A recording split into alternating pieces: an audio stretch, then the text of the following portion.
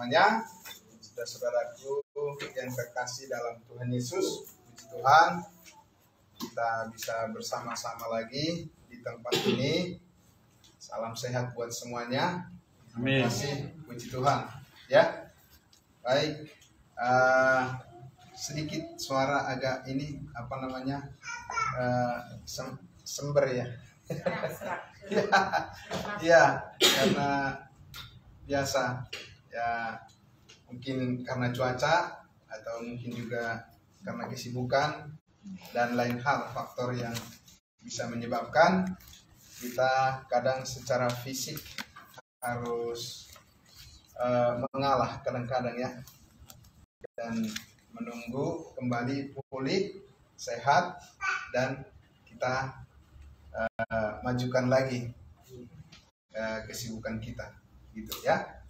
Baik, jemaat yang dikasihi Tuhan, kita akan langsung saja masuk ke pembahasan kita yang tidak kalah menarik pada siang menjelang sore hari ini. Saudara-saudaraku yang dikasihi Tuhan Yesus, memang bagus sekali apabila kita secara teratur semua mengikuti ya, tahap demi tahap pelajaran doktrin dasar yang menjadi fondasi bagi semangat kita semua.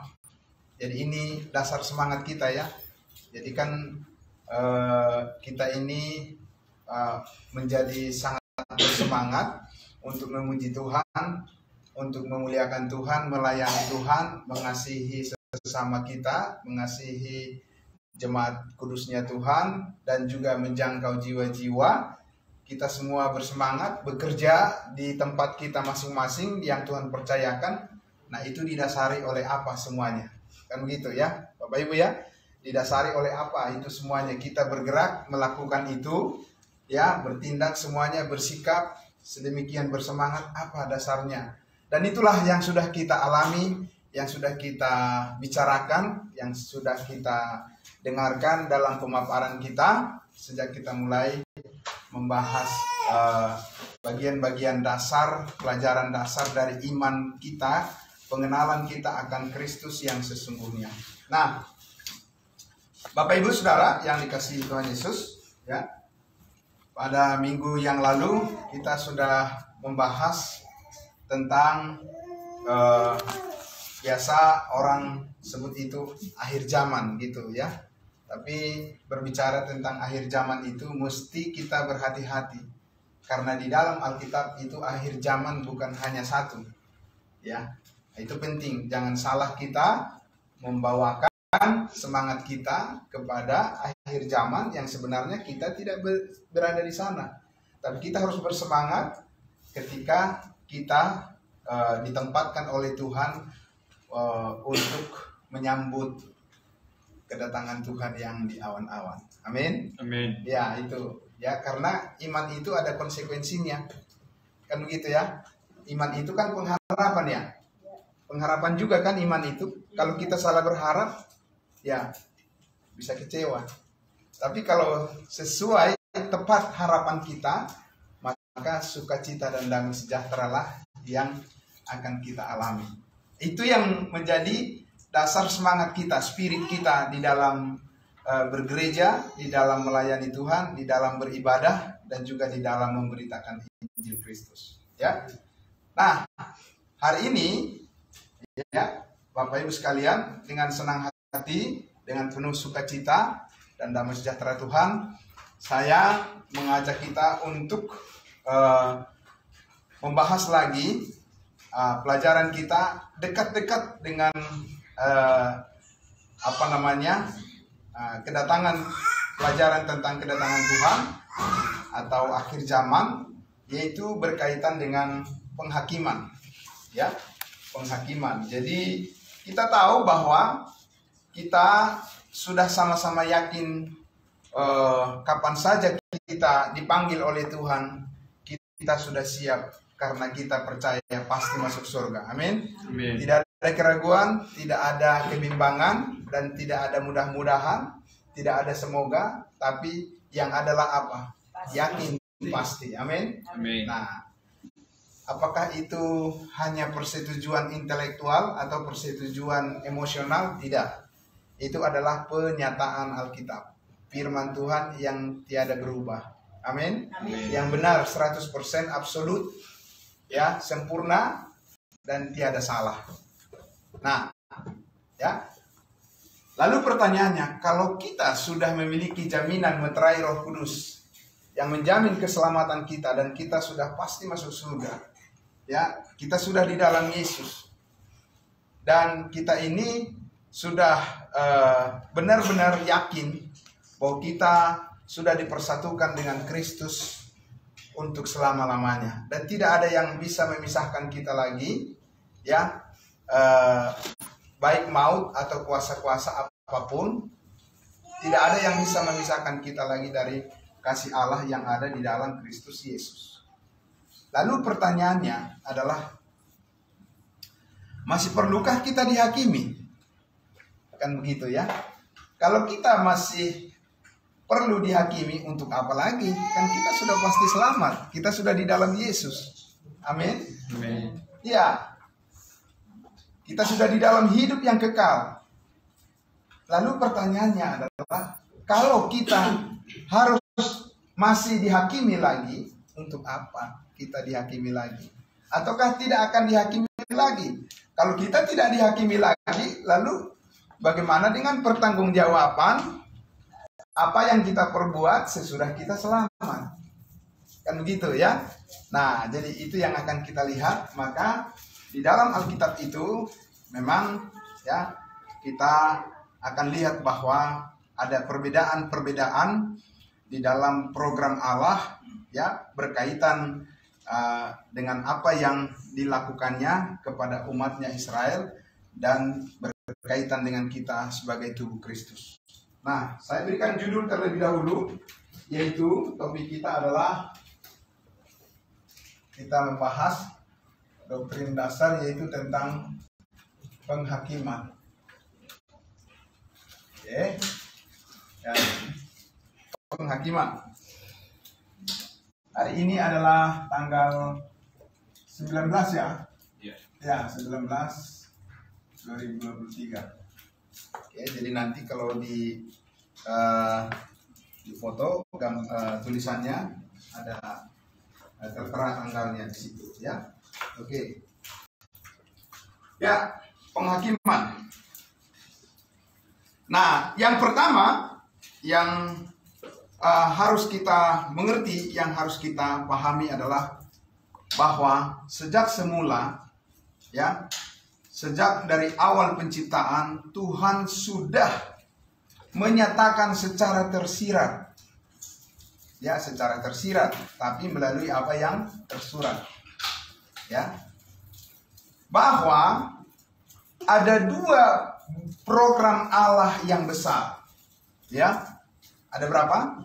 Ada dua program Allah yang besar di dalam perencanaannya bagi seluruh umat manusia, ya. Bukan hanya satu saja. Kalau hanya satu saja, itu nanti akan terjadi tumpang tindih, akan terjadi campur aduk.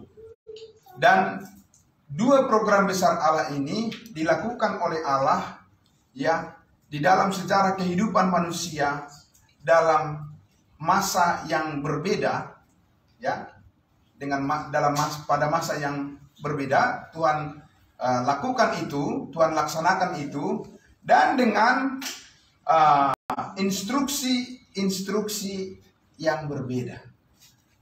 Nah, itu ya, kita sudah tahu. Biasa kita ini di tempat kerja, kita harus tahu apa yang diperintahkan oleh komandan kita kepada kita, atasan kita kepada kita. Kalau nggak jelas pengertian kita, pasti hasilnya juga meleset. Betul ya? Tapi kalau kita mengerti jelas perintah dari atasan kita kepada kita, itu hasilnya pasti seperti yang diharapkan. Amin. Sama seperti itu dalam beriman ini juga. Kita tidak bisa hantam promo semuanya, ya kan? Kita mengatakan, apakah harus melakukan semua perintah Allah? Orang beragama Kristen yang polos, yang masih belum banyak memahami kehendak Tuhan langsung mengatakan, ya, sanggupkah kita? Tidak. Loh, kalau kita tidak sanggup padahal kita harus melaksanakan semua perintah Tuhan, terus apa konsekuensinya? Kan gitu ya. Nah, maka kita akan melihat bahwa ya di dalam dua program Allah yang besar ini, kita akan melihat di mana posisi kita berjalan dalam kehidupan ini dalam kaitan dengan penyembahan kita kepada Tuhan. Amin. Karena apa? Karena kita tidak mau sedikit pun waktu, tenaga, pikiran, dan perbuatan kita menjadi sia-sia. Ya, kita mau itu semua di dalam perhitungan Allah. Amin. Nah, itu luar biasanya kita apabila kita mengetahui program Allah untuk kita. Nah, jadi saya mengajak kita pertama-tama membuka Kejadian pasal 1 ayat 1. Ya. Kejadian pasal 1 ayat 1. Oke. Siapa yang menemukan pertama boleh langsung membacakan dan kita akan mendengarkan bersama-sama. Tadi saya katakan bahwa Allah sudah menyatakan secara tersirat melalui apa yang tersurat tentang program Allah, dua program Allah. Kejadian 1 ayat 1. Demikian firman Tuhan, pada mulanya Allah menciptakan langit dan bumi. Oke. Pada mulanya Allah menciptakan langit dan bumi. Saya buat di sini ya. Ada berapa di situ yang Allah ciptakan? Dua. Iya. Langsung kita garis di sini ya. Jadi ini apa namanya? Dua program besar Allah. Ya, bagi seluruh umat manusia. Ada dua. Yang pertama tadi disebutkan di situ, pada mulanya Allah menciptakan apa? Langit. Ya. Langit atau sorga, heaven. Ya. Kemudian dan bumi, earth. Oke. Itulah yang diciptakan oleh Allah pertama kali. Bukan hanya surga diciptakan, bukan hanya langit diciptakan, tetapi juga apa? Bumi. Ya. Langit dan bumi. Dan Allah sudah punya rencana untuk dua tempat ini, dua kelompok umatnya yang kudus. Ya. Maka kita harus memahami di mana kita berada pada akhir daripada penghakiman. Iya, dispensasi, betul. Iya. Amin. Kalau tidak, orang tidak memahami ini, pasti terjadi tumpang tindih. Kadang dia ingin ke surga, kadang dia ingin tinggal di bumi. Yang mana nih? Yang jelas ini ya kan? Lalu dia akan berkontribusi kepada bagian yang mana? Kalau Allah memanggil kita melayani untuk apa? Untuk surga berarti, ya kan? Maka arah daripada pelayanan kita adalah bagaimana kehendak Allah yang di surga. Ya kan? Kalau memang kehendak Allah adalah untuk kita tinggal di bumi, berarti bagaimana kita melayani atas perintah Allah untuk bumi. Kalau itu tidak clear, tidak jelas, maka kita juga tidak akan paham nanti bagaimana bentuk penghakiman yang ditetapkan oleh Allah pada kita, ya, dan bagaimana yang ditetapkan oleh Allah untuk orang yang tinggal di bumi, ya. Nah, tentu Allah sudah menetapkan sekelompok orang percaya ditempatkan di surga yang disebut dengan tubuh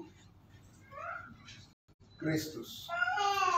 Tubuh Kristus bukan tinggal di dunia akhirnya, tapi tinggal di mana? Di surga. Kita lihat di dalam Filipi pasal 3 ayatnya yang ke 20, iya. Filipi 3 ayat 20 dan 21. Ya, kita mulai dari sini dulu supaya kita nanti bisa paham ke arah mana penghakiman kita dan yang bukan untuk kita. Penghakiman yang dinyatakan oleh Allah di dalam Alkitab itu. Ya. Nah, jadi sehingga ketika kita belajar Alkitab, setiap kata di dalam Alkitab tidak selalu sama implikasinya, tidak selalu sama tujuannya, walaupun kata yang sama.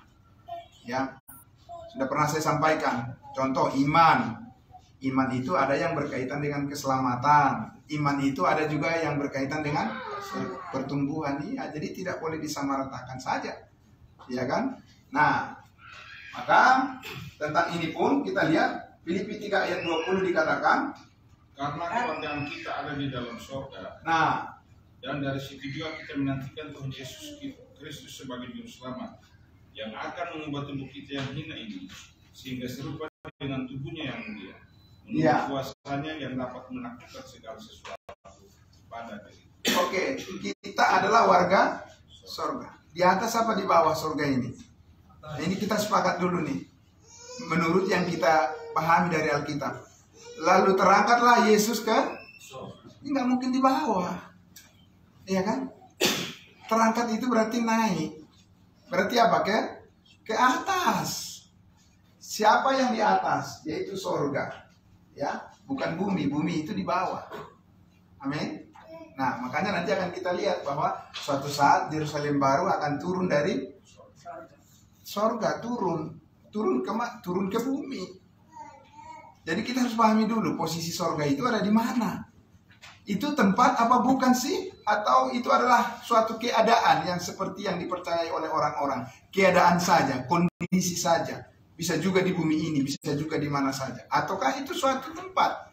Kenapa kita menantikan turunnya Yesus? Ya, kalau memang itu adalah bisa di mana saja, turun dari mana? Turun dari bawah? Nggak mungkin turun dari bawah. Itu pasti turun dari atas. Berarti posisi surga itu ada di mana? Di atas.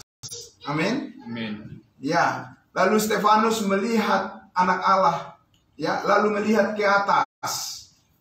Begitu ya. Melihat anak Allah duduk di sebelah kanan Allah Bapa. Melihat ke atas. Nah, jadi kata-kata di dalam Alkitab itu jelas maksudnya. Ya, tidak bisa dikacaukan artinya. Itu pasti ada satu pengertian makna yang sebenarnya. Amin. Ya. Nah, maka kewargaan kita lah di surga, yaitu di atas. Amin. Makanya kita pahami berarti berbeda surga dengan bumi. Kalau surga itu adalah di atas, ya, ini atas, ini di mana? Bawah. Ya kan? Bahwa bumi itu di bawah surga. Setuju? Surga itu di atas bumi. Kan gitu. Ya, saudara. Kalau enggak, lalu Yesus naik ke surga. Kalau tahu dia ada di bumi, kok naik? Kemudian kita menantikan dia, menantikan dari mana kan udah di sini. Saya tidak perlu menantikan Bapak Hans, karena memang posisinya ada sama-sama di sini, ya kan? Tapi kalau posisinya adalah di tempat yang lain, berarti itu dua tempat yang berbeda. Oke? Nah, berikut kita lihat di dalam 1 Tesalonika pasal 4 yang sudah kita baca kemarin, ya. Ketika kita belajar tentang kedatangan Tuhan yang rahasia, yaitu kedatangan Tuhan di awan-awan, ya, di mana dikatakan di situ pada saat Yesus turun. Sebab pada waktu tanda diberi, ya, yaitu pada waktu penghulu malaikat berseru dan sangkakala awan berbunyi, ya, maka Tuhan sendiri akan turun. Tuhan sendiri akan turun dari surga. Dia turun kemana? Turun ke bumi? Awan-awan. Tidak. Iya kan? Kan. Tuhan sendiri akan turun dari surga. Kemudian turun dari surga, dan mereka yang mati dalam Kristus akan lebih dahulu bangkit. Sesudah itu kita yang masih hidup, ya, diubah menjadi dengan seperti tubuh yang baru, ya. Dengan mereka dalam awan menyongsong Tuhan di angkasa. Lalu kita diangkat menyongsong Tuhan di mana? Angkasa. Di atas. Angkasa di atas kan? Ya. Berarti Yesus itu ada di mana? Di udara. Itu yang disebut pertemuan di udara. Bapak Ibu sekalian, kedatangan Yesus yang rahasia. bukan kedatangan Yesus yang kedua kali. Kalau kedatangan Yesus yang kedua kali itu di Bukit Zaitun, Zakaria 14 dan Kisah Para Rasul 1 itu jelas sekali mengatakan bahwa dia akan menjejakkan kakinya di Bukit Zaitun, di bumi ini, di Yerusalem. Ya. Nah, jadi kenapa Yesus harus datang secara rahasia? Kenapa harus ada kedatangan rahasia? Ya, itu adalah karena dia harus membawa tubuhnya ke surga. Amin. Dan supaya nanti akan kita lihat supaya tidak mengalami masa antikristus, pemerintahan antikristus. Ya, kita diselamatkan dari murka Allah. Amin. Ya. Nah, jadi di sini dikatakan bahwa ya kita menyongsong Tuhan, kita akan menyongsong Tuhan di angkasa. Jadi berarti kita apa? Naik ke atas, bukan turun ke bumi. Oke? Nah, itulah sekelompok orang percaya yang dipersiapkan oleh Allah untuk tinggal di atas di sorga. Ya. Apakah Bapak Ibu pengharapannya ke sana? Ke sorga, ke atas? Ya. Ya, karena Paulus katakan karena kewargaan kita. Siapa kita? Ya.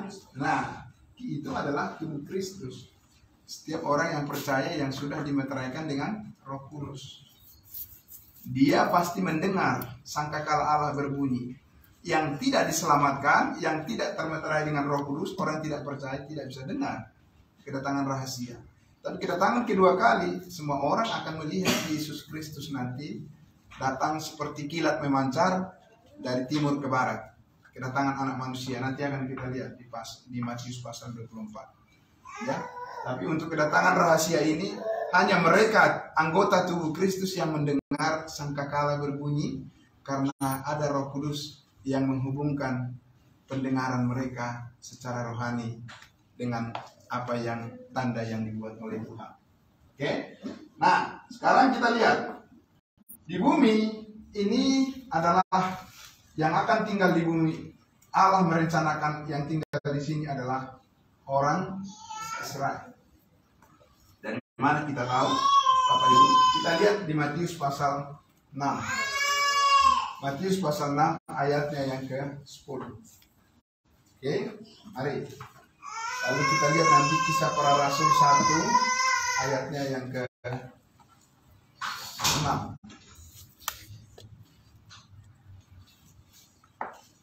Ya.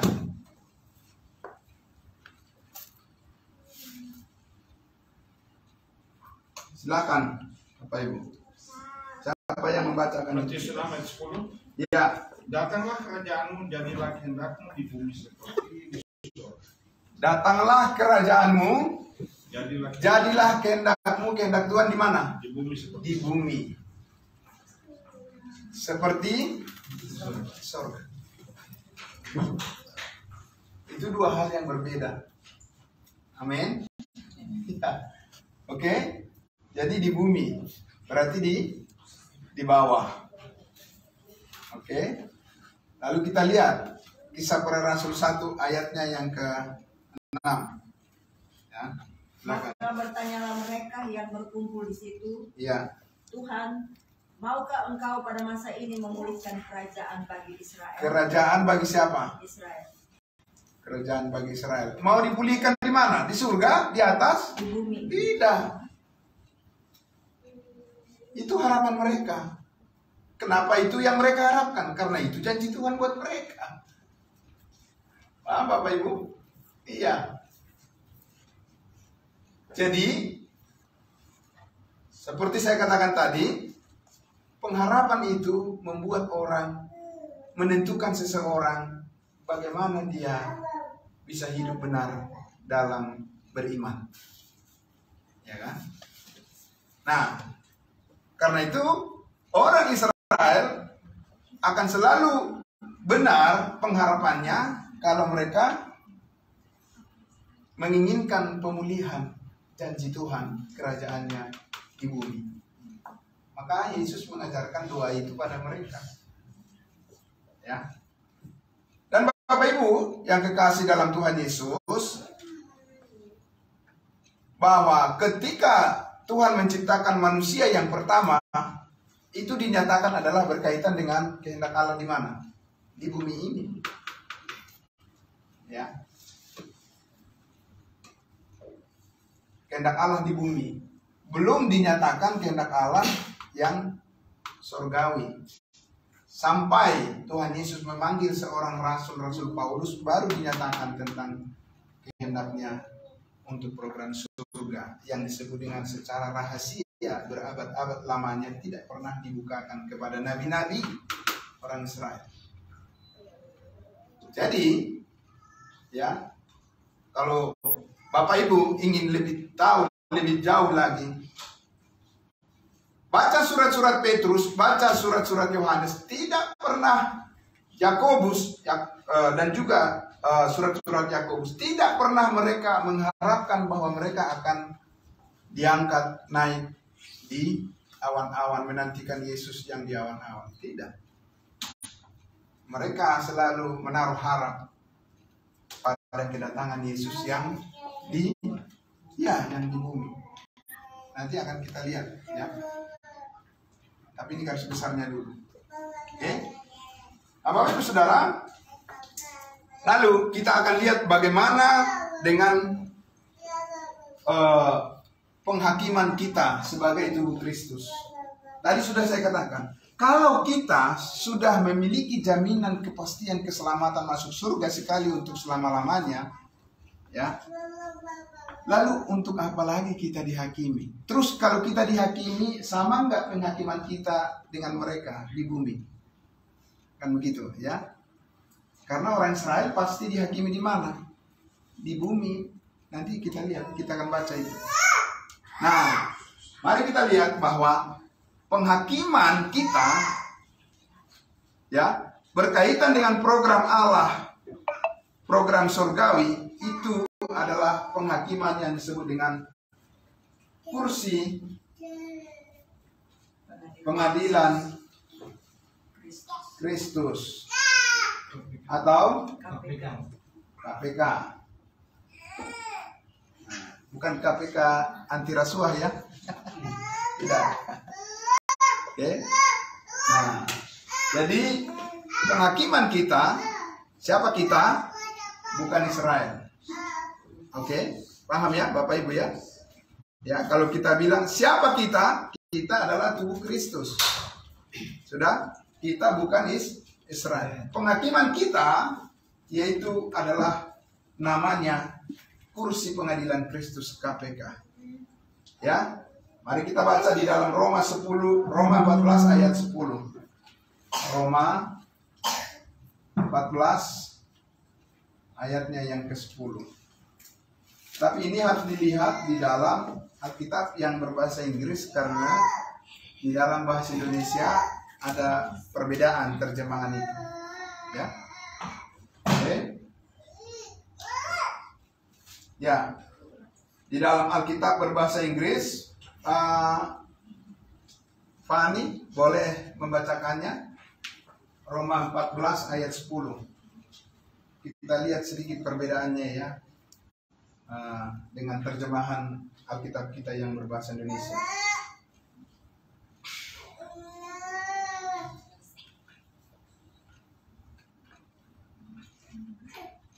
Roma 14 ayat 10. Alkitab King James Version. Ya, Alkitab King James. Nah, kita harus lihat di situ kata ini, kata kursi pengadilan Kristus. Okay. Why does to judge thy brother, or why does to set up not thy brother, for we shall of stand before the judgment seat of Christ. Ya, the judgment seat of Christ. Benar, ya, kursi pengadilan Kristus. Ya, the judgment seat. Sit down please, kan begitu, ya, duduk gitu, ya. Kursi pengadilan Kristus. Ya, itulah. Jadi di Roma 14 itu adalah disebut dengan kursi pengadilan Kristus, ya. Kita semua Siapa semua? Tubuh Kristus. Tubuh Kristus. Tidak ada kecuali.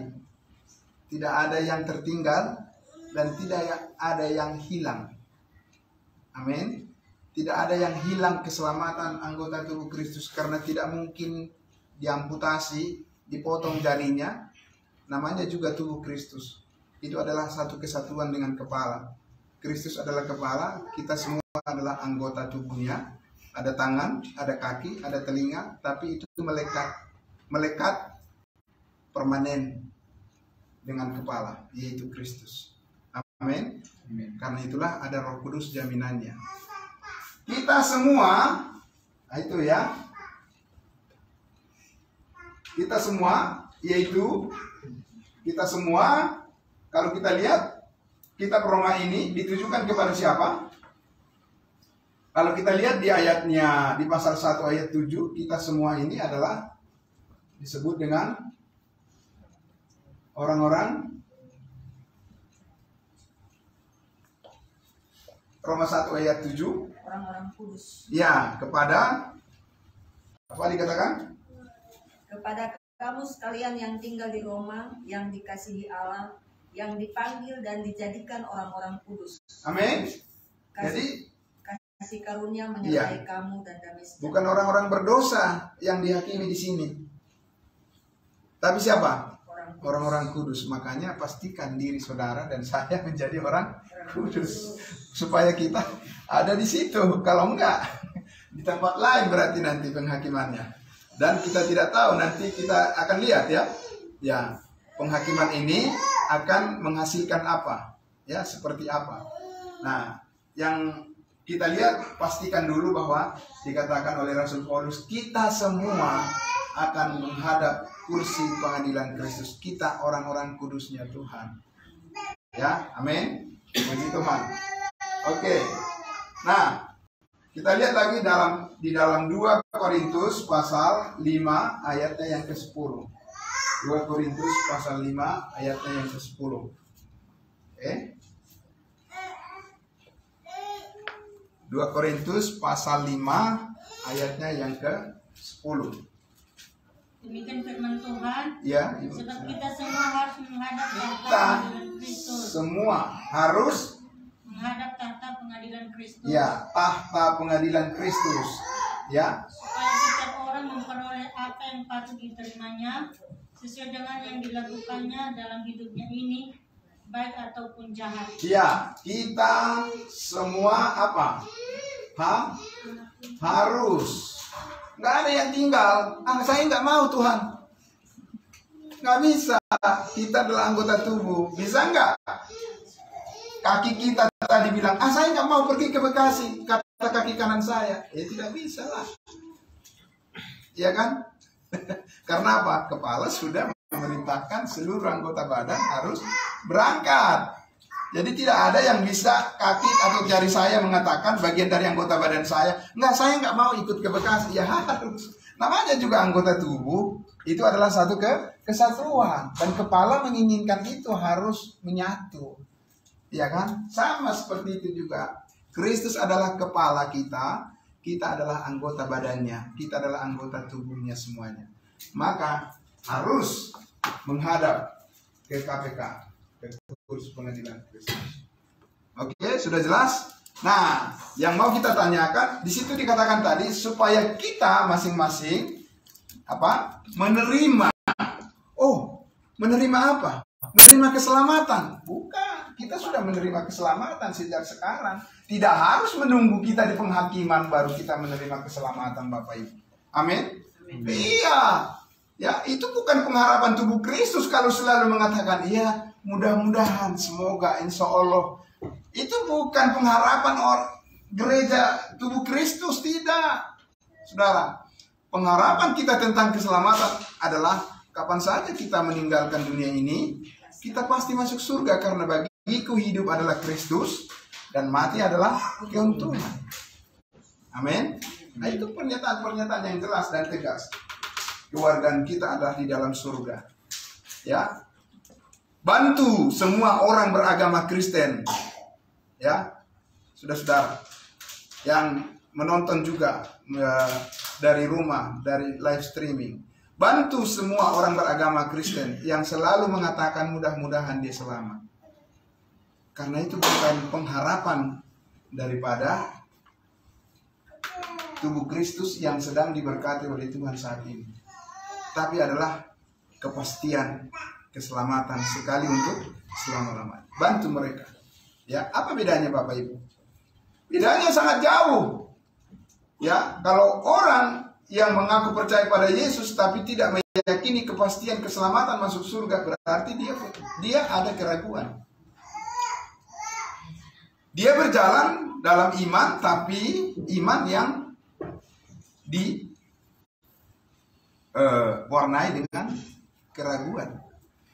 Tapi kalau kita memiliki keyakinan kepastian keselamatan akan karena kasih karunia Tuhan, berarti kita berjalan dalam hidup dalam kepastian, bukan dalam kebimbangan, kan? Amin. Itu hidup yang jauh lebih indah untuk kita jalani. Ya. Nah, maka di sini kita bertanya, kalau begitu, kalau kita harus dihakimi lagi di kursi pengadilan Kristus, di tahta pengadilan Kristus nanti, apakah itu masih menentukan keselamatan kita? Ataukah itu menentukan hal yang lain? Nah, mari kita lihat di dalam 1 Korintus pasal 3. Ya, 1 Korintus pasal 3 ayat 10 sampai ayatnya yang ke-15. Nah, di sini kita lihat Paulus menghubungkan lagi ya bagaimana kita mengerti antara dasar dan bangunan. Ya, dasar di bawah tidak kelihatan, tapi bangunannya kelihatan. Tapi bangunan ini sangat bergantung kepada kekuatan dasar, fondasi. Amin. Nah, kita lihat ya. 1 Korintus 3 ayat 10 sampai ayatnya yang ke-15. Dasar dan bangunan. Ya, dasar dan bangunan. Ayat 10 sampai dengan ayatnya ke-15. Ya. Demikian firman Tuhan. Sesuai dengan kasih karunia Allah yang dianugerahkan kepadaku, aku sebagai seorang ahli bangunan yang cakap telah meletakkan dasar, dan orang lain membangun terus di atasnya. Ya. Tapi tiap-tiap orang harus memperhatikan bagaimana dia membangun di atasnya. Karena tidak ada seorang yang dapat meletakkan dasar lain daripada dasar yang telah diletakkan, yaitu Yesus Kristus. Ya. Dan tak orang membangun di atas dasar ini dengan emas, perak, batu permata, kayu, rumput kering, atau jerami. Sekali kelak pekerjaan masing-masing orang akan nampak, karena hari Tuhan akan menyatakannya. Ya. Sebab ia akan nampak dengan api, dan bagaimana pekerjaan masing-masing orang akan diuji oleh api. Jika pekerjaan yang dibangun seorang akan uji, ia akan mendapat upah. Jika pekerjaan terbakar, ia akan menderita kerugian, tetapi ia sendiri akan diselamatkan, tetapi seperti dari dalam api. Oke, terima kasih Pak Gembala. Jadi ada bayangan Bapak Ibu setelah membaca itu? Ada. Ya, ada bayangan kan? Untuk apa kita menghadap kursi pengadilan Kristus? Menentukan keselamatan kita? Tidak. Keselamatan kita sudah ditentukan 100% dari sini. Sejak masih hidup di dunia ini, bukan nanti sesudah kita meninggalkan dunia ini. Amin. Amin. Seperti banyak orang yang punya pengharapan yang keliru. Ya, mana bisa kita tahu? Siapa yang tahu pasti masuk surga? Itu rahasia Tuhan. Nanti kalau kita meninggalkan dunia ini, baru bisa kita tahu. Keliru. Kalau upah kita benar sesudah kita meninggalkan dunia ini, baru kita tahu apa upah kita seberapa besar. Ya, kalau keselamatan kita di sini kita sudah tahu dan sudah dikaruniakan oleh Tuhan secara pasti. Maka dikatakan di situ tadi, ya, Paulus katakan, aku sebagai seorang ahli bangunan. Bangunan yang mana? Bangunan apa? Bukan ahli bangunan untuk bumi atau untuk Israel, tidak. Dia adalah ahli bangunan untuk tubuh Kristus yang ditempatkan di atas di surga. Ya. Bangunan meletakkan dasar, yaitu Injil kasih karunia Allah, Injil keselamatan kasih karunia Allah, yaitu berdasarkan iman kepada pekerjaan Kristus yang sudah selesai di atas kayu salib, mengampuni segala dosa kita, menguduskan kita sekali untuk selama-lamanya, membenarkan kita hanya melalui iman. Pauluslah yang meletakkan dasar itu. Nanti kalau Bapak Ibu lebih jauh lagi mendalami pernyataan-pernyataan itu, ya, Bapak Ibu sekalian, saya kasih suatu tantangan buat Bapak Ibu dalam pembelajaran pribadi, pembelajaran Alkitab yang Bapak Ibu lakukan di rumah, ya. Bapak Ibu sekalian tidak akan pernah menemukan bahwa kita dibenarkan dengan cuma-cuma kalau membaca Matius, Markus, Lukas, Yohanes. Tidak bisa. Karena bukan di situ pembenaran hanya melalui iman oleh darah Kristus yang tertumpah di atas kayu salib, tapi di dalam surat-surat daripada Rasul Paulus yang disampaikan di dalam Roma pasal 3. Kenapa Bapak Ibu? Karena sebelum salib, sebelum Yesus mati disalibkan, tidak ada pernyataan manusia dibenarkan dengan cuma-cuma oleh darah Kristus. Tidak ada. Ya kan? Jadi Bapak Ibu, maka dia katakan dia yang diberikan oleh Allah sebagai ahli bangunan, master builder, ya, untuk meletakkan, untuk menyatakan Injil kasih karunia sebagai dasar daripada keselamatan bagi semua orang saat ini untuk ditempatkan di dalam tubuh Kristus. Ya. Nah, setelah itu dinyatakan oleh Rasul Paulus, apakah berhenti hanya sampai di keselamatan saja? Salah, keliru. Kalau hanya berhenti hanya di keselamatan saja, berarti kita akan lihat di situ tadi dikatakan tidak boleh mengabaikan apa yang berikut, yaitu setiap orang harus memperhatikan bagaimana dia membangun. Nah, kita ini sedang membangun, amin. Karena kita sudah di dalam fondasi itu, Bapak Ibu sekalian. Tapi kata Paulus harus memperhatikan, tidak bisa sembarangan, tidak bisa asal numpang lewat, dan tidak boleh ikut-ikutan. Amin. Kita harus ikut kebenaran, amin. Amin. Iya, Bapak Ibu sekalian. Nah, bagaimana kita ikut kebenaran? Maka Paulus katakan di situ spesifikasi daripada bangunan kehidupan kerohanian kita, pengenalan kita akan Kristus, pelayanan kita, dan seluruh yang tercakup di dalamnya, apapun yang kita perbuat seperti untuk Tuhan bukan untuk manusia, itu akan dikategorikan dalam kadar yang berbeda. Yaitu hasilnya ada seperti emas, perak, dan batu permata. Kalau pekerjaan masing-masing orang tahan uji, kalau perbuatan atau apa yang kita perbuat untuk Tuhan itu nanti diuji di mana? Di KPK. Apanya tadi yang diuji? Orangnya apa perbuatannya? Perbuatannya, bukan orangnya. Kita ini anggota tubuh Kristus, Bapak Ibu. Ya kan? Tidak perlu diuji. Kita udah teruji di dalam Kristus. Karena Kristus sudah mewakili kita naik ke atas kayu salib itu dan mengalahkan kuasa maut dan kuasa dosa. Amin. Udah teruji, lebih dari teruji, karena kita di dalam Kristus. Tetapi pekerjaan masing-masing orang, perbuatan daripada orang-orang kudusnya Tuhan itu akan dievaluasi nanti. Dan hasilnya ternyata tidak sama. Tidak sama. Ada yang emas, perak, batu permata, ini dikatakan mendapat apa? Upah. Jadi penghakiman kita nanti di kursi pengadilan Kristus bukan menentukan keselamatan, tidak, tapi menentukan upah kita nanti di surga. Oh, luar biasa, ya kan? Puji Tuhan. Ternyata apa yang Paulus katakan di 1 Korintus pasal 15 ayat 58, dia katakan, kamu tahu sekecil apapun ya persekutuanmu dengan Tuhan tidaklah sia-sia. Benar itu Bapak Ibu sekalian, sungguh benar, ya. Jadi jangan pernah ragu untuk melakukan sesuatu yang baik untuk Tuhan. Amin. Karena itu sudah diperhitungkan oleh Tuhan, ya, dan itu jauh lebih bernilai, ya.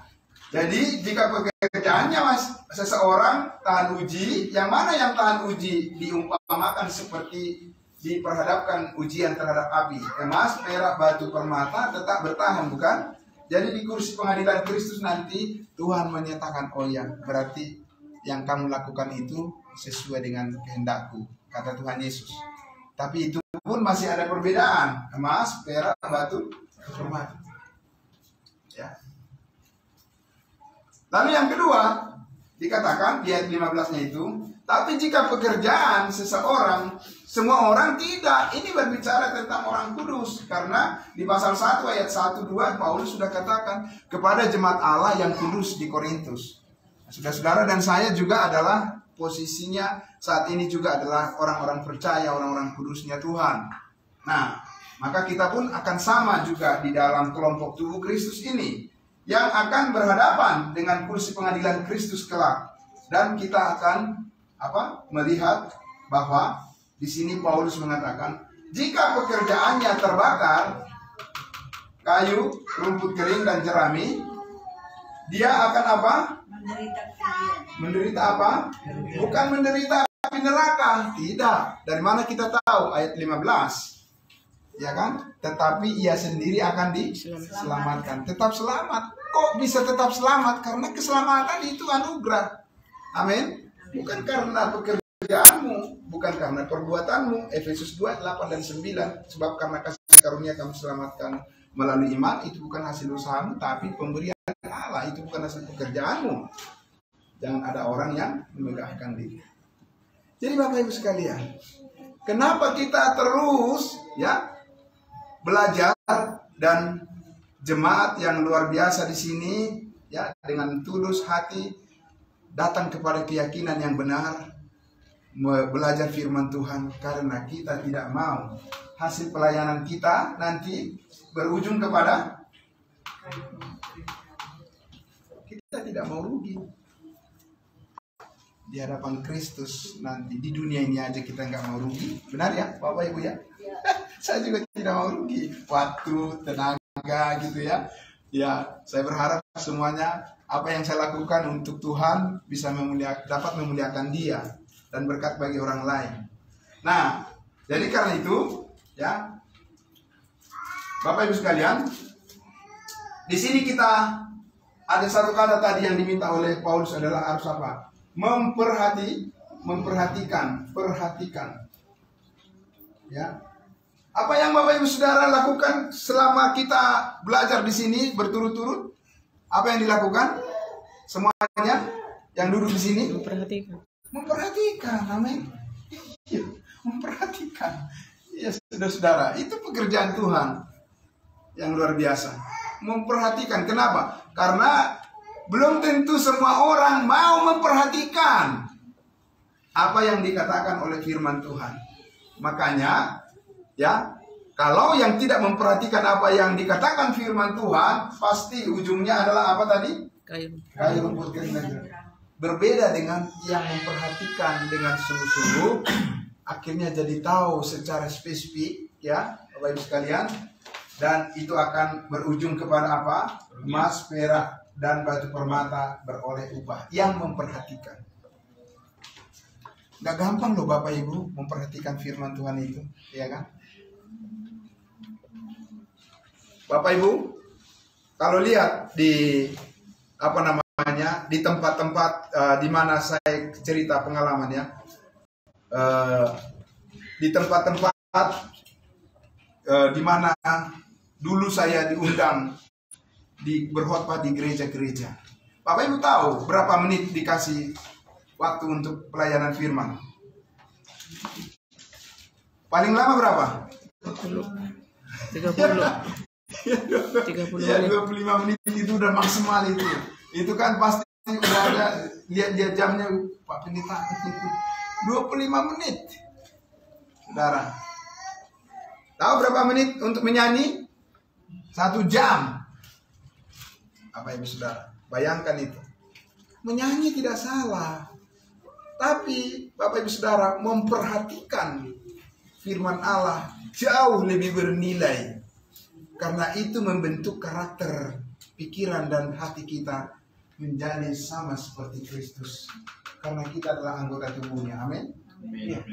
Dan melatih diri di situ adalah merupakan bagian-bagian daripada upah emas, perak, dan batu permata. Jadi bukan sesuatu yang dianggap buang-buang waktu atau percuma saja, tidak. Karena ketika kita sudah percaya, dimeteraikan dengan Roh Kudus, segala sesuatu yang kita lakukan seperti untuk Tuhan, itu masuk dalam hitungan Tuhan di dalam rekening kita di sana, katakan begitu ya.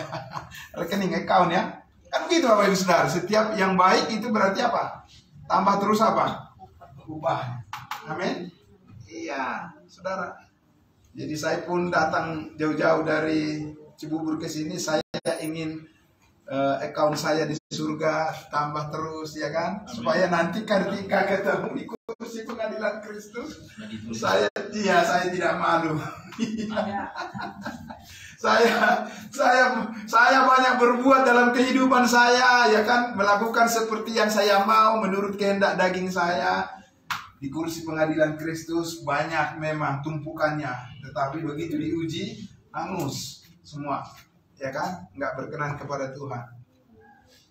Nah, Bapak Ibu Saudara, luar biasa memperhatikan kebenaran firman Tuhan itu adalah bagian yang diperhitungkan Allah menjadi upah bagi kita. Amin ya. Nah, oke. Jadi di bagian yang pertama ini kita sudah jelas tahu bahwa apakah kita menghadapi penghakiman Kristus nanti? Ya. Untuk apa? Bukan untuk keselamatan, tapi untuk upah kita, supaya kita menerima mahkota. Yang Paulus katakan, aku telah mengakhiri pertandingan iman yang benar dan telah mencapai garis akhir, garis finish. Bapak Ibu Saudara belum kan dengan saya? Masih berlomba kan? Masih terus dalam proses nih, ya kan? Mudah-mudahan belum injury time. Ya kan? Masih dikasih waktu buat kita, ya Bapak Ibu ya. Tapi Paulus katakan, karena dia sudah mencapai garis akhir, bagiku telah tersedia apa? Mahkota kebenaran yang akan dikaruniakan oleh Tuhan Hakim yang adil. Tetapi dia katakan bukan hanya kepadaku saja, tapi kepada semua orang yang merindukan kedatangannya, ya, untuk menyatakan penghakiman itu di KPK, di kursi pengadilan Kristus. Oke? Nah, itu bagian yang pertama. Untuk kita dulu yang kita bicarakan, begitu ya. Kalau dengan kita, bagian kita yang kita bicarakan, baru kita lihat bagaimana dengan penghakiman nanti kepada umatnya Israel. Seperti apa? Oke? Penghakiman Allah kepada umatnya bangsa Israel itu adalah, kita lihat mereka akan mengalami masa sengsara, ya, besar. Di mana? Di bumi. Di bumi. Iya. Bangsa Israel akan mengalami masa sengsara besar di bumi yang akan diperlakukan secara keji oleh antikristus. Dari mana kita tahu? Mari kita lihat di dalam Matius pasal 24. Ya. Matius pasal 24. Oke. Nah, karena ini ayat-ayatnya banyak, boleh langsung saja dibacakan. Jadi saya hanya menarik garis besarnya saja. Kita baca dulu ayat 3 sampai ayatnya yang ke-14. Ya. Oke, Matius 24. Ketika Yesus duduk di atas bukit Zaitun, Ya. datanglah murid-muridnya kepadanya untuk bercakap-cakap sendirian dengan dia. Bentar, siapa murid-muridnya itu? Apa ada Paulus di situ? Tidak. Tidak ada Paulus di situ. Paulus belum ada. Belum. Ya, belum. Itu adalah Petrus, Yohanes, Yakobus dan lainnya. Apa yang selanjutnya? Kata mereka, katakanlah kepada kami bila manakah itu akan terjadi. Kenapa tanda kedatanganmu dan tanda kesudahan dunia? Tanda kedatangan Yesus yang Kedua. iya, bukan yang pertama. Karena yang pertama dia kan sudah ada di situ, sudah lahir dia. Kedatangan yang kedua. Lanjut. Berarti lihat. Jawab Yesus kepada mereka, Ya. itu adalah supaya jangan ada orang yang menyesatkan kamu. Sebab banyak orang akan datang dengan memakai namaku, Ya. dan berkata, akulah Mesias. Dan Terus. mereka akan menyesatkan banyak orang. Ya. Kamu akan mendengar deru perang atau kabar-kabar tentang perang. Namun berawas-awaslah, jangan kamu gelisah. Ya. Sebab semuanya itu harus terjadi. Harus terjadi.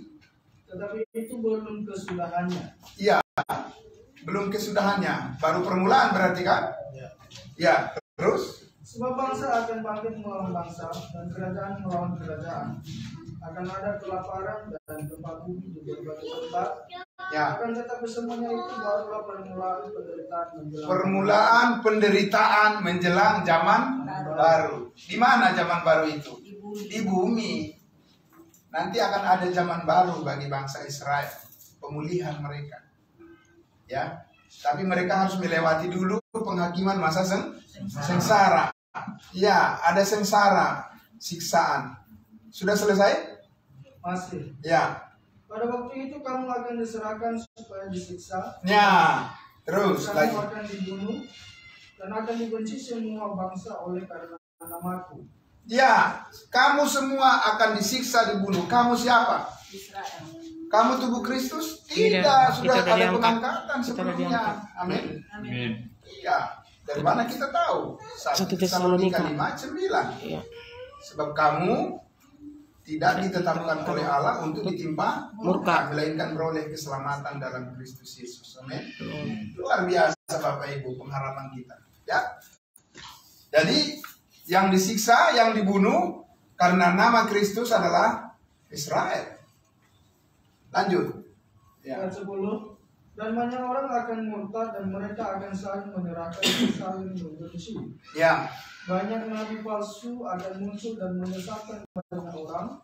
Dan karena makin bertambahnya kedurhakaan, maka kasih kebanyakan orang akan menjadi dingin. Ya. Tetapi orang yang bertahan sampai pada kesudahannya akan selamat. Oke. Siapa yang bertahan sampai kesudahannya barulah selamat. Sekarang banyak pengkhotbah-pengkhotbah yang membuat itu sebagai persyaratan orang supaya diselamatkan. Wah. Itu bukan membuat orang jadi selamat Bapak Ibu, menjadi binasa. Kenapa? Berarti itu adalah suatu permintaan, tuntutan, perbuatan, kekuatan sendiri untuk bertahan baru selamat. Sekarang keselamatan karena kasih karunia, bukan? Amin. Amin. Jadi jangan gabungkan dua hal itu di dalam program Allah.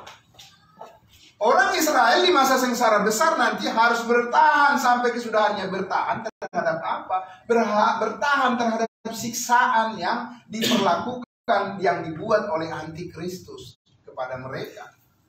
Ya, kalau mereka sanggup tidak menyangkal Mesias, mereka melawan antikristus, ya mereka selamat. Ya kan? Nah, sekarang Bapak Ibu, banyak kita dengar di mana-mana itu, ya kan? Harus bertahan sampai akhir baru bisa selamat. Nggak bakalan ada orang selamat dengan pelayanan orang seperti itu. Saya jamin 100% nggak bakalan ada selamat. Karena apa? Siapa yang bertahan memang? Nggak sanggup kan? Makanya Yesus kasih keselamatan dengan kasih karunia. Tapi kepada bangsa Israel tidak bisa, sanggup atau tidak sanggup. Itu sudah konsekuensi logis daripada penyaliban yang mereka lakukan kepada siapa? Kristus ya. Akibat penolakan mereka kepada Mesias, ya mereka membunuh Yesus Kristus, ya maka mereka harus menghadapi penghakiman yang disebut dengan masa siksaan besar di bumi. Mereka harus berhadapan dengan antikristus. Ya. Nah, jadi Bapak Ibu sekalian, ya, apa yang dikatakan di Matius pasal 24 itu, ayat berapa tadi yang mengatakan bahwa ayat 13 ya? 13. Iya, 13. Siapa yang bertahan sampai pada kesudahannya, maka dia akan selamat. Bayangkan Bapak Ibu Saudara, kalau ada di antara kita yang menyampaikan itu untuk menjelaskan keselamatan pada orang lain saat ini. Bapak Ibu, apa tadi? Kayu rumput kering dan jerami hasilnya angus semua. Nggak ada yang dihargai di hadapan Tuhan. Kenapa? Salah program, ya kan? Tapi cuma salah pengertian. Jadi pikir situ dapat itu malah binasa. Iya, betul. Itu masih mending ya kan, dapat ini keselamatan kan? Iya, binasa, ya kan? kalau saat ini itu dijadikan sebagai narasi keselamatan, berarti bukan Injil kasih karunia yang diberitakan. Iya, apa itu sekalian, ya kan? Nah, betapa pentingnya peranan daripada tubuh Kristus kita sekarang ini, karena kitalah yang membawa terang Kristus yang sebenarnya kepada dunia ini. Benar ya Bapak Ibu ya? Ini kita ini boleh dibilang hampir sama di latar belakang kita ini. Ya kan? Saya juga dulu begitu Bapak Ibu Saudara. Saya pernah juga mempercayai bahwa keselamatan itu tidak cukup hanya dengan iman, tapi juga harus dengan perbuatan-perbuatan baik. Saya juga di situ dulu. Ya. Dan pantas saja tidak ada orang yang selamat melalui pemberitaan saya atau kesaksian saya. Karena apa? Yang saya saksikan itu bukanlah Injil kasih karunia yang saat ini sedang Tuhan berkati, ya, Tuhan kerjakan untuk menyelamatkan orang. Ya. Tapi itu nanti akan ada, ya, akan ada masanya suatu saat nanti Bapak Ibu, ya, bahwa firman yang menyatakan bahwa yang bertahan akan selamat itu akan benar-benar Tuhan terapkan. Tapi bukan sekarang. Amin. Iya. Nah, kita lihat lagi di ayat 15 ayat 20 sampai 22. Ya, ingat tadi ya Bapak Ibu ya, bahwa pembicaraan ini antara Yesus dengan murid-muridnya itu adalah menjelang kedatangan Yesus yang kedua. Ada terjadi penghakiman kepada mereka. Terus 15 sampai 22. Jadi apabila kamu melihat pembinasa biji berdiri di tempat ini, nah, itu ya. Menurut firman yang disampaikan oleh Nabi Daniel, para pembaca hendaklah memperhatikannya. Maka orang-orang yang di Yudea haruslah melarikan diri ke pegunungan. Orang yang sedang di perandingan di atas rumah, janganlah ia turun untuk mengambil barang-barang dari rumah. Dan orang yang sedang di ladang, janganlah ia kembali untuk mengambil pakaiannya. Celakalah ibu-ibu yang sedang hamil atau yang menyusukan bayi pada masa itu. Ya. Berdoalah supaya waktu kamu melarikan diri jangan jatuh pada musim dingin, dan jangan pada hari Sabat. Ya. Kenapa Bapak Ibu? Karena kalau hari Sabat kan nggak boleh keluar jauh-jauh kan. Nah, itu ya. Jangan juga pada musim dingin. Nah, ngeri kan kalau dikejar-kejar antikristus terus ya. Tapi harus bertahan supaya bisa selamat. Lagi Pak? Sebab pada masa itu akan terjadi siksaan yang dahsyat. Siksaan yang dahsyat. Seperti yang belum pernah terjadi sejak awal dunia sampai sekarang. Dan yang tidak akan terjadi lagi. Iya. Dan sekiranya waktunya tidak dipersingkat, tidak ada segala yang selamat. Tidak akan ada yang selamat. Akan tetapi oleh karena orang-orang pilihan, waktu itu akan dipersingkat. Karena beratnya penyiksaan yang terjadi dari pihak daripada antikristus dan semua para pengikutnya menyiksa orang Israel yang tidak mau menyembah patung berhala yang dibuat oleh antikristus, ya, maka mereka harus berhadapan dengan penyiksaan yang dilakukan oleh antikristus. Sebab orang Israel ada hukum Taurat yang menjadi pegangan mereka, tidak boleh apa? Menyembah apapun selain daripada Elohim, selain daripada Tuhan Allah. Ya, sedangkan pada saat itu mereka harus menyembah, diminta untuk menyembah apa tadi? Patung yang didirikan oleh antikristus. Maka dikatakan tadi, apabila kamu melihat pembinasa keji berdiri di tempat kudus. Di mana ini?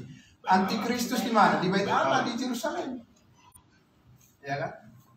Nah, itu kita lihat ya, bahwa orang Israel akan dimurnikan melalui sebuah masa tribulasi atau masa penyiksaan yang besar, ya, oleh antikristus.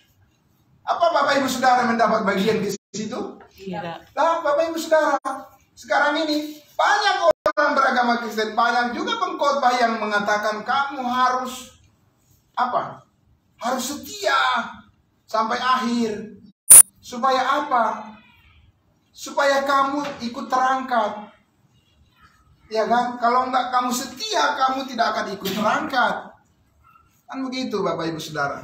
Wah, akhirnya banyak juga yang ketakutan. Ketakutan apa? Ketakutan kehilangan keselamatan. Karena apa? Dia sendiri menguji dirinya, melihat dirinya, belum tentu dia adalah tipe orang yang setia. Iya kan? Padahal kalau kita lihat di dalam surat Paulus 1 Korintus 10 ayat 13 ya. Pencobaan-pencobaan yang kamu alami adalah pencobaan biasa yang tidak melebihi kekuatan manusia. Sebab apa? Allah adalah setia ketika kamu dicobai, ya, Dia memberikan apa? Jalan keluar kepadamu sehingga kamu dapat menanggungnya. Amin. Allah yang setia sekarang ini kepada kita, Bapak Ibu Saudara. Ya. Itu adalah kesetiaan Kristus yang sudah dinyatakan di atas kayu salib. Oke, kita lihat lagi di ayatnya yang ke-29 sampai 30.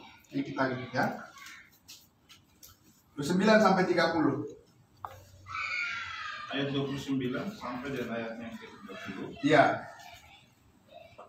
Sehingga rasa sudah siksaan pada masa itu, Ya. matahari akan menjadi gelap dan bulan tidak bercahaya dan bintang-bintang akan berjatuhan dari langit dan kuasa-kuasa langit akan goncang. 30. Ya. Pada waktu itu akan tampak tanda anak manusia di langit. Akan Dan semua bangsa di bumi. semua bangsa di bumi akan apa? Merata. Ya, ngeri kan? Dan mereka akan melihat anak manusia itu datang di atas awan-awan di langit. Ya. Dengan segala kekuasaan dan kemuliaannya. Ya. Oke. Jadi semua orang akan melihat siapa? Melihat Yesus. Ya. Semua orang akan melihat Yesus. Di mana Yesus? Melihat orang Yesus di mana?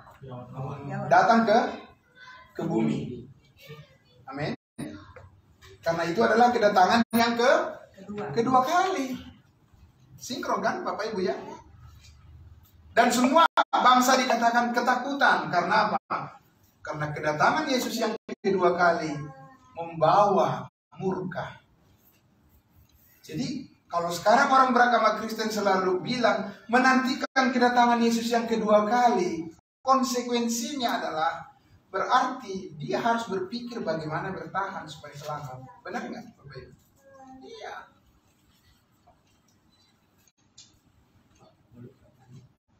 Ya. Oh, sebentar ya. Tapi tolong dicatat dulu pertanyaannya ya, supaya jangan lupa ya Pak ya. Sebentar saja, sedikit lagi aja. Nanti aku uraikan dulu, baru nanti kita sesi pertanyaannya. Terima kasih ya Pak ya. Tapi tolong dicatat. Takutnya nanti lupa ya. Bentar lagi ya. Nah, oke.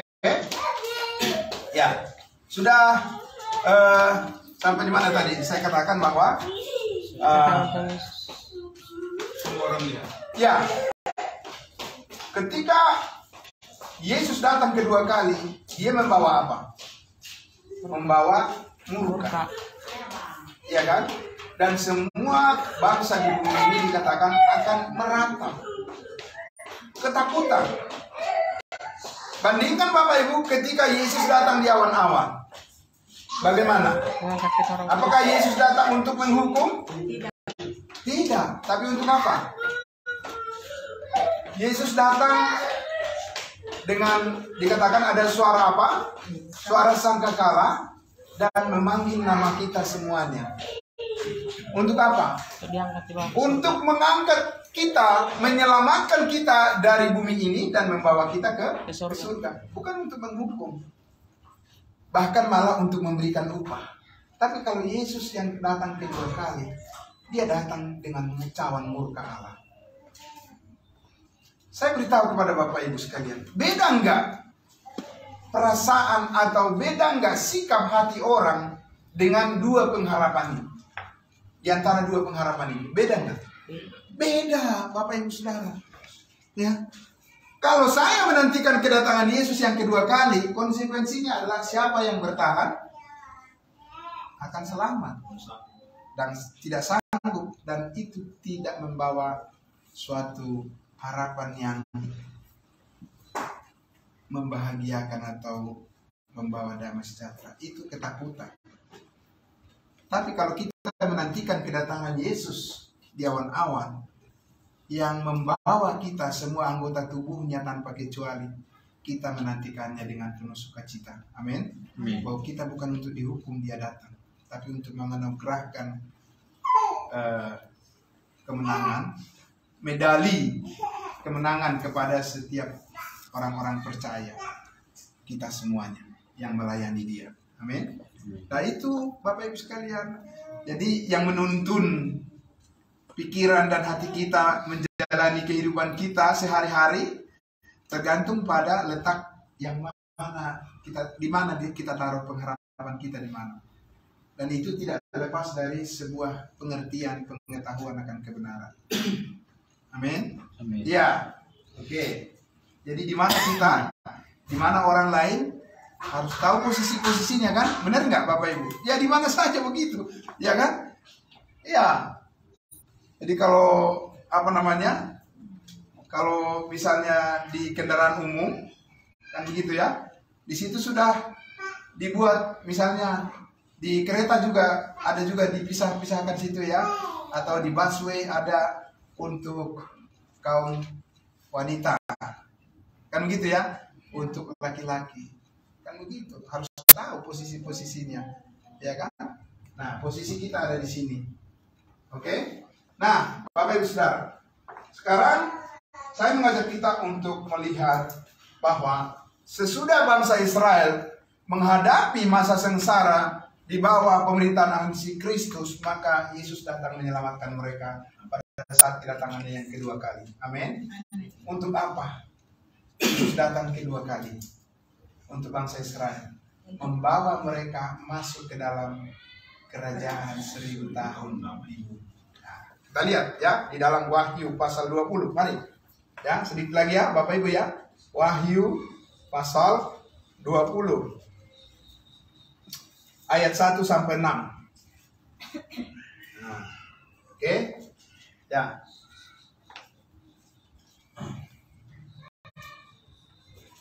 Mari.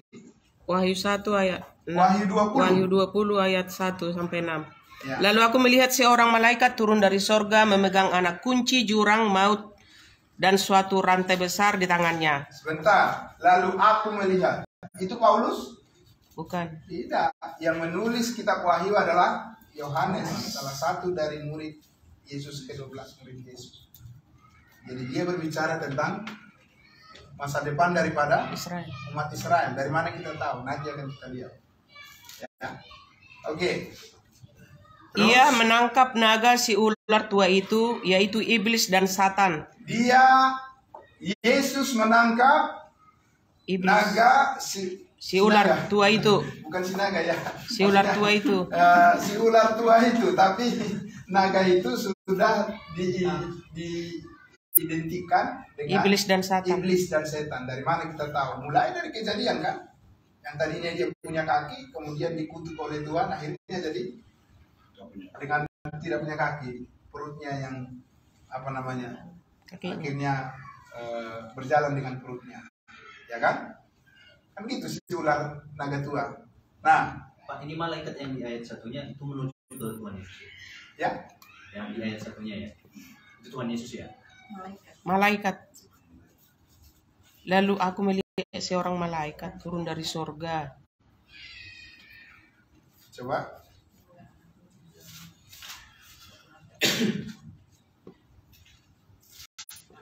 Itu malaikat Mikael apa menuju apa Tuhan Yesus sendiri? Ayatnya yang Pertama, pertama. Lalu aku melihat seorang malaikat turun dari sorga.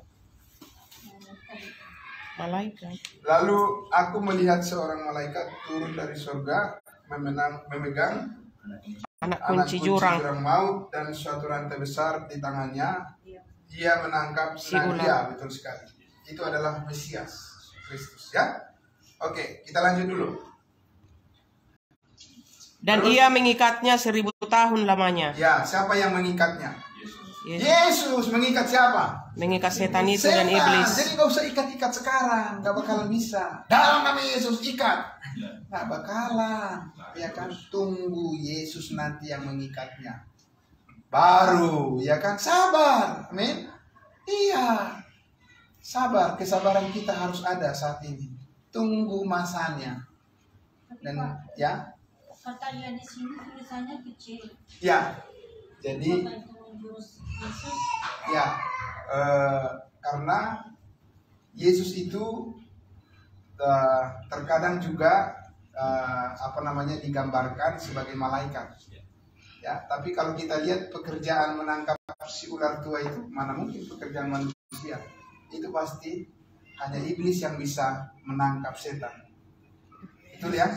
Hanya Yesus. Hanya Yesus hanya Yesus yang bisa melakukan pekerjaan yang seperti itu. Ya, tapi kita lihat juga konteksnya. Nanti bisa kita lihat seterusnya. Ya, coba kita lihat dulu. Ayatnya yang ke Ayat 3. Lalu melemparkan ke dalam jurang maut dan menutup jurang maut itu dan memeteraikannya di atasnya supaya ia jangan lagi menyesatkan bangsa-bangsa sebelum berakhir masa 1000 tahun itu. Ya. Kemudian daripada itu ia akan dilepaskan untuk sedikit waktu lamanya. masa berapa lama? 1000 tahun. 1000 tahun. Di mana? Bumi. Di Di bumi. bumi, ya, di bumi. Oke.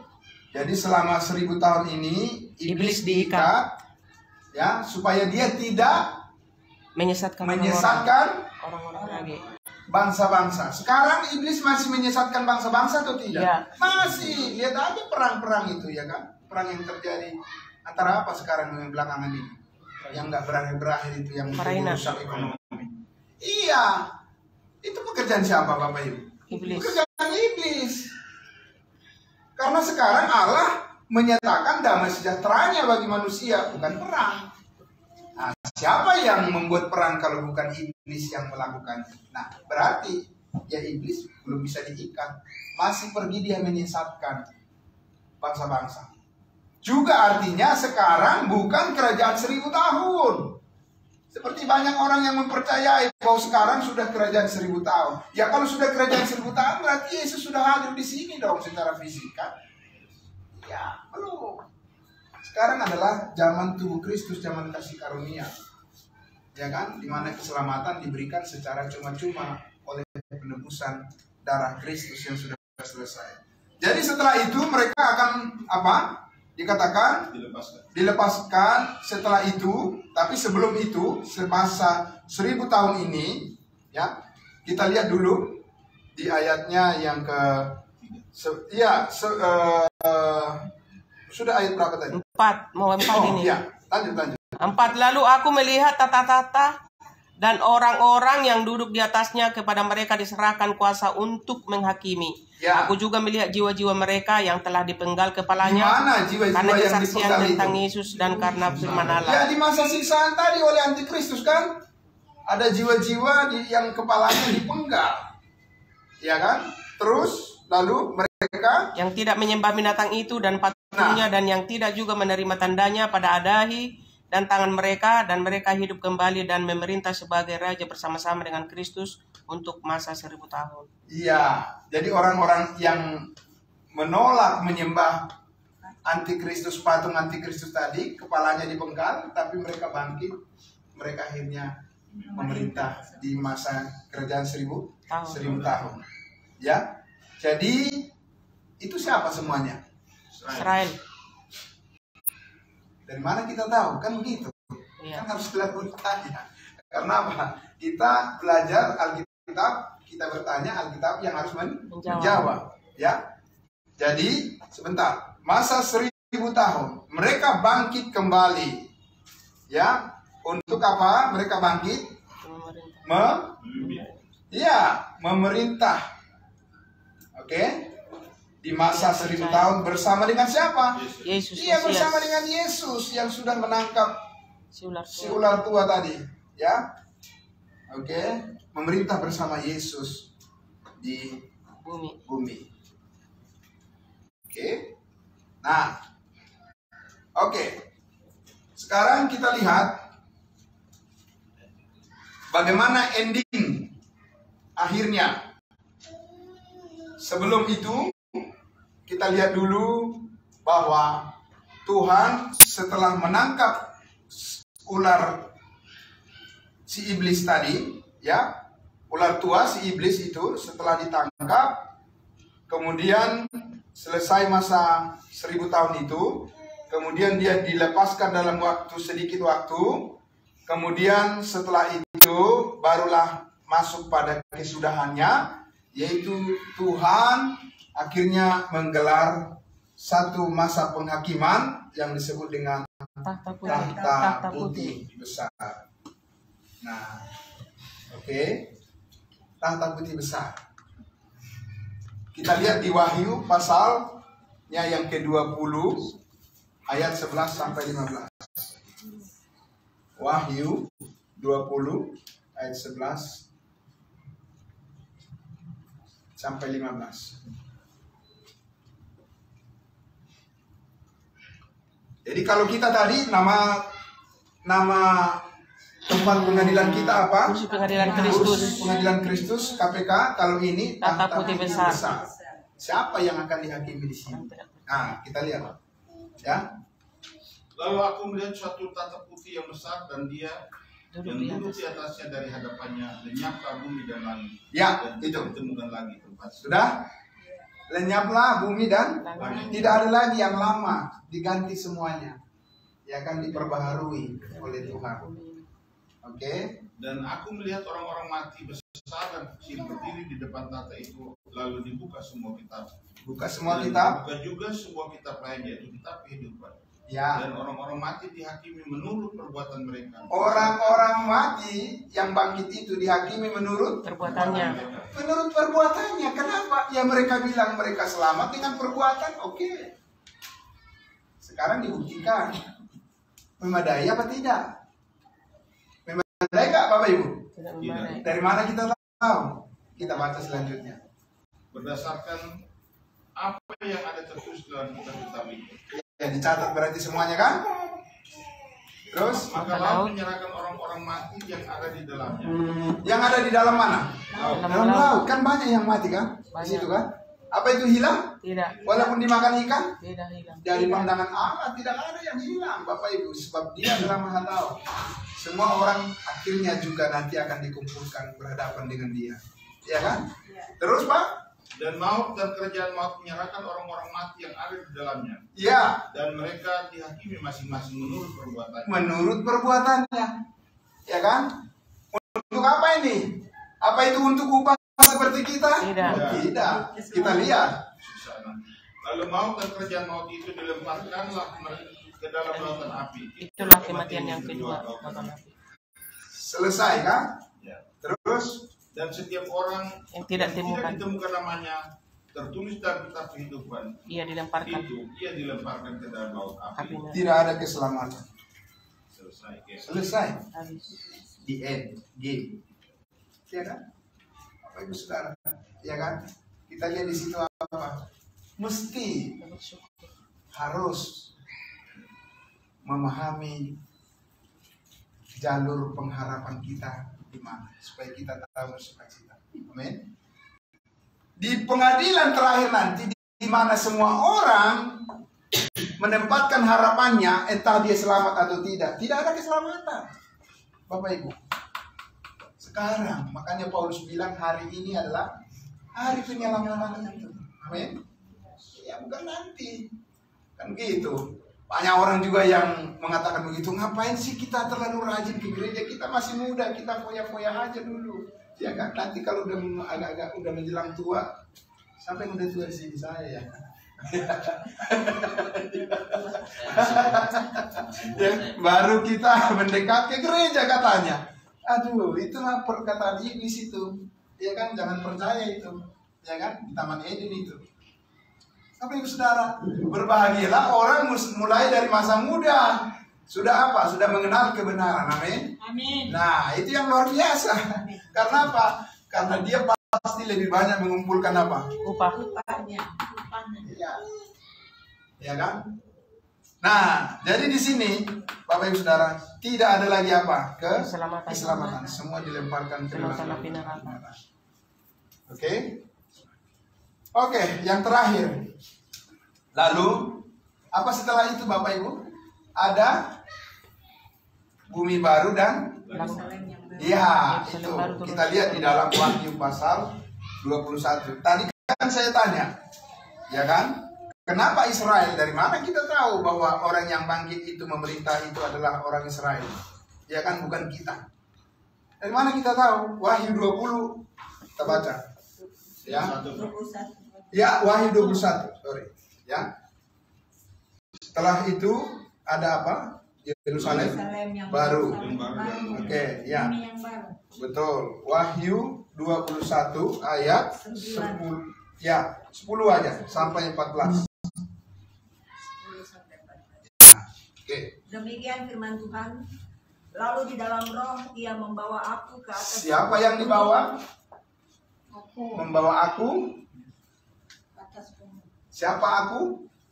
Yang menulis kitab Wahyu adalah Yohanes. Yohanes. Jadi Yohanes yang dimaksud di situ. Terus Ke atas sebuah gunung yang besar lagi tinggi, dan ia menunjukkan kepadaku kota yang kudus itu, nah, Yerusalem, turun dari sorga, dari Yerusalem turun dari mana? sorga. Turun dari surga, Bapak Ibu sekalian. Sudah?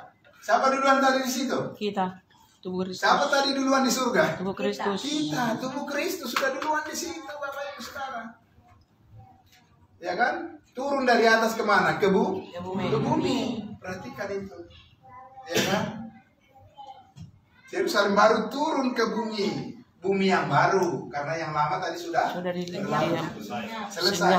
Lalu apa selanjutnya? Kota itu penuh dengan kemuliaan Allah, dan Ya. cahayanya sama seperti permata yang paling indah, bagaikan permata yang yaspis, Ya, Yaspis. jernih seperti kristal. Dan temboknya besar lagi tinggi, dan pintu gerbangnya 12 buah. Berapa pintu gerbangnya? 12 buah. Kenapa 12? Bukan 13, 14, 15, 16. Supaya kita bisa Sesuai dengan suku Israel. Paulus nggak ada di sana soalnya. Karena sesuai dengan Coba. suku Israel. Jadi hanya 12 pintu. 12. Ya kan? Terus untuk Dan di atas pintu-pintu gerbang itu ada 12 malaikat, dan di atasnya tertulis nama ke-12 suku Israel. jelas? Jelas. Sekalian. Jadi 12 pintu untuk 12 suku Suku Israel. Israel. Ada Israel di sini, coba tunjuk tangan. Tidak ada. Nah, ada kan? Yes, ada orang. Yes. Ini Israel. Makar sama ibu orang. Iya. Paham ya? Bisa nggak paham Bapak Ibu? Jadi Tuhan sudah mempermudah jalan kita untuk mengenal Dia. Amin. Amin. Nggak berliku-liku seperti kawan kita sebelah. Iya. Memang mereka bangsa pilihan Tuhan, tapi sudah ada bagian mereka tersendiri. Ya kan? Mereka sekarang sampai selesai, Bu. Di Sampai 10. sebelah timur terdapat 3 pintu gerbang, Ya. dan di sebelah utara 3 pintu gerbang, dan di sebelah selatan 3 pintu gerbang, dan di sebelah barat 3 pintu gerbang. 3 kali 4. 3 kali 12. Tidak bisa 13. Dan tembok kota itu mempunyai 12 batu Ya. dasar, dan di atasnya tertulis ke-12 nama ke-12 rasul anak domba itu. 12 rasul, tidak 13. Paulus Karena nggak- Paulus bersama dengan kita. Paulus. Dia bilang tadi apa? Kewargaan kita. Paulus di tubuh Paulus Kristus Paulus bilang sama kita. sebagai tubuh Kristus. Iya. Paulus nggak ada di sini ya? Nggak ada, Pak. Ya. Ada di sini, Pak. Paulus program Asia. Iya, itu. Jadi Bapak Ibu yang kekasih dalam Tuhan Yesus, ya, maka mari, banyak orang yang ingin kita bantu, yang harus kita tolong. Amin. Amin, Pak. Kita ini sangat penting. Kita adalah tubuh Kristus yang saat ini ya mata Tuhan tertuju kepada kita. Kenapa kepada kita? Karena ini sedang dipending. Iya.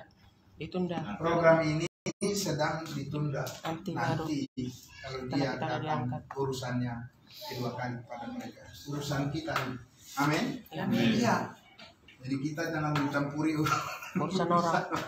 orang Israel. Mari kita fokus kepada tubuh Kristus. Indah sekali Bapak Ibu, damai sejahteranya menyertai kita semuanya. Amin. Amin. Mari kita berdoa sebelum kita masuk kepada sesi pertanyaan. Ya. Bapak dalam surga, terima kasih firman-Mu sangat ajaib ya Tuhan. Kami bersyukur ya Bapak, kalau kami ditempatkan di posisi di mana tempat yang paling tinggi, yaitu di surga bersama dengan Kristus, dan Engkau sudah menentukan kami sebelum dunia dijadikan untuk kami menempati posisi bersama dengan Kristus di dalam surga yang penuh damai sejahtera dan kemuliaan. Terima kasih Bapak, selama kami ada di bumi ini, sebelum Engkau datang menjemput kami di awan-awan, kami ingin berbuah, kami ingin sungguh-sungguh setia kepada kebenaran-Mu, dan karena kami rindu Tuhan supaya kami memperoleh rupa yang besar seperti yang dikatakan oleh hamba-Mu Rasul Paulus, bahwa tersedia mahkota kebenaran yang akan Tuhan karuniakan bagi kami semua, khususnya jemaat Gerika Berea di Bekasi ini. Tuhan Yesus, berkati mereka semua ya Bapa, perlengkapi semua Tuhan Yesus dengan segala kemurahan hati-Mu, kebaikan-Mu ya Tuhan. Kami percaya mereka disanggupkan untuk menjadi saksi-saksi Tuhan yang hidup, dan mereka adalah anggota tubuh Kristus yang menjadi terang di tengah-tengah dunia ini untuk menyaksikan Injil Kristus kepada semua orang. Kami bersyukur atas berkat-Mu, dalam nama Tuhan Yesus kami berdoa. Haleluya. Amin. Ya, terima kasih. Tuhan memberkati.